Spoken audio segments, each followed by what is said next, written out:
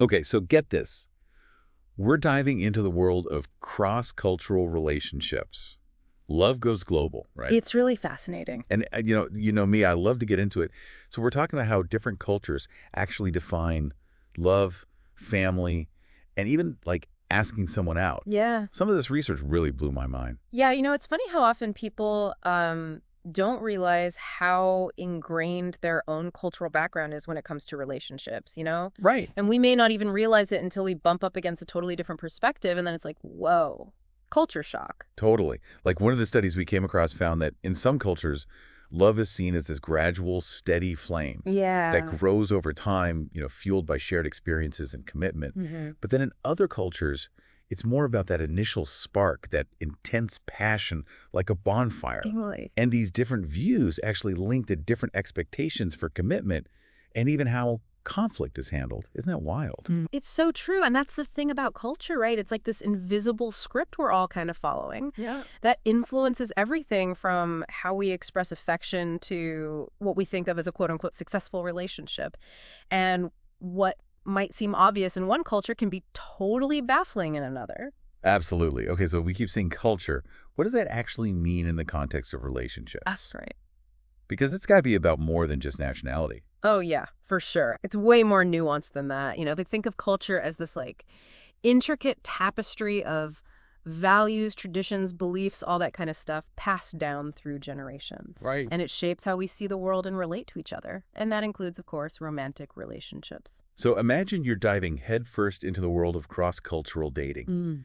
What are some major differences you might encounter right off the bat? Give us highlights. Well, okay, so picture this. You're used to swiping through dating apps or, I don't know, meeting people at a bar, whatever. But in some cultures, arranged marriages are still very much a thing, Right. with families playing a central role in choosing a suitable match.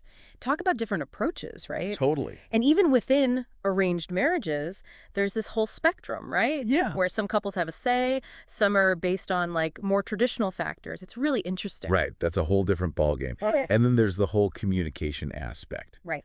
Obviously, language barriers are a big one.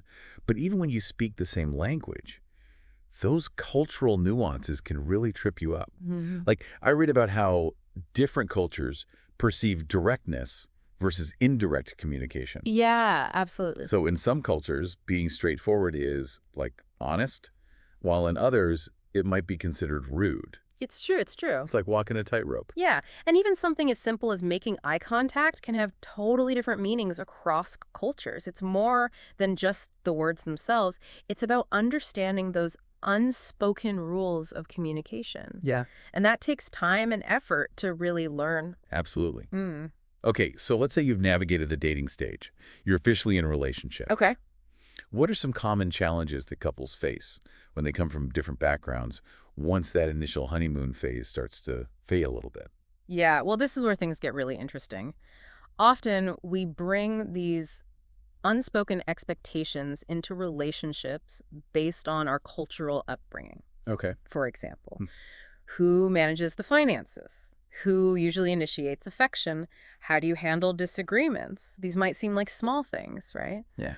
But they can become major sources of friction if they're not addressed openly. Oh, absolutely. It's like trying to blend two different recipes without realizing they have different levels of spice. Yeah. You might end up with something totally unexpected and not always in a good way. And on top of all that, you've got societal pressure, which I imagine can be really make things harder for couples, depending on where they live. No, without a doubt, societal acceptance can be a huge factor. Right. Some couples face disapproval or even discrimination from their family, friends, their community, you name it, just because of their cultural differences.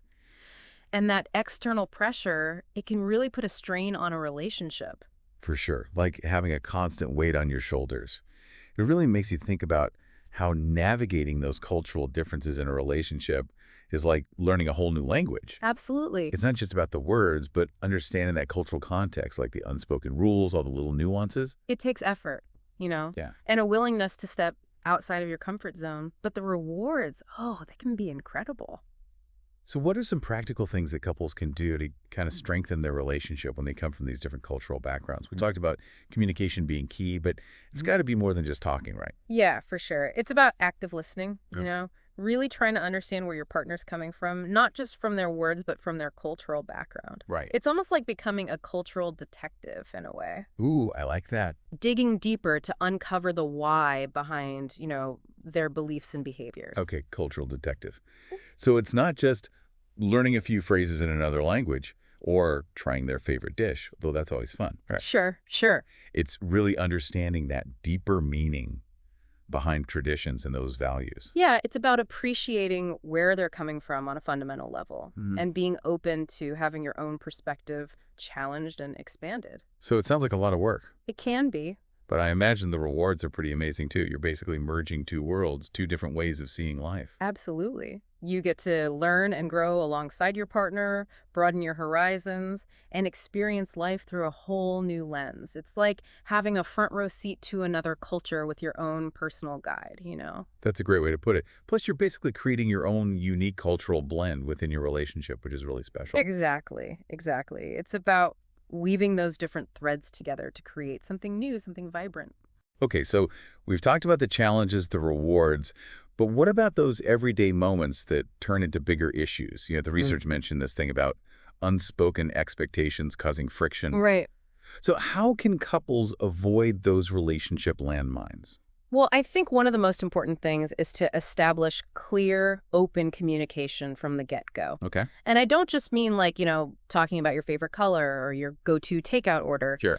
It's about being upfront about your expectations for the relationship, like your non-negotiables, those cultural quirks that are important to you. So more like your expectations around family involvement or how you handle conflict Exactly. or even how you express affection. All of that. Being open about those things can really help prevent misunderstandings down the line. And it's got to be an ongoing conversation, right? Because as the relationship evolves, those needs and expectations might change. Precisely. Regularly checking in with each other, especially as you navigate different stages of the relationship, is key. Yeah, that makes sense. This reminds me of one of the interviews that we came across in our research. Hmm. There was this couple, let's call them Sarah and Kenzo. Sarah was from a small town in the U.S., and she met Kenzo, who grew up in a bustling Japanese city while they were both working abroad. Oh, wow. Talk about a culture clash. That sounds like it could be a recipe for disaster or a fascinating love story. Well, honestly, a bit of both. Yeah. They fell head over heels, but those cultural differences became a major source of tension. Sarah was used to this more expressive, individualistic culture, while Kenzo came from a more reserved, collectivist background. Interesting. And they had totally different ways of communicating, showing affection. Yeah, it's like they're speaking different love languages almost. And it led to a lot of misunderstandings, especially early on. Sarah felt like Kenzo wasn't being affectionate enough, Hmm. while Kenzo felt like Sarah was overstepping his boundaries, Yeah. which obviously created a lot of friction. So how did they overcome those challenges? Well, communication was a huge part of it. They started having these really open and honest conversations about their upbringings, their values, what they needed from each other. And it wasn't just about talking at each other. It was really about listening with empathy, Right. trying to see things from the other person's perspective. Like stepping into their cultural shoes. That's right. Right. Trying to understand the world through their eyes. Exactly. It takes conscious effort, but it's so worth it. Totally.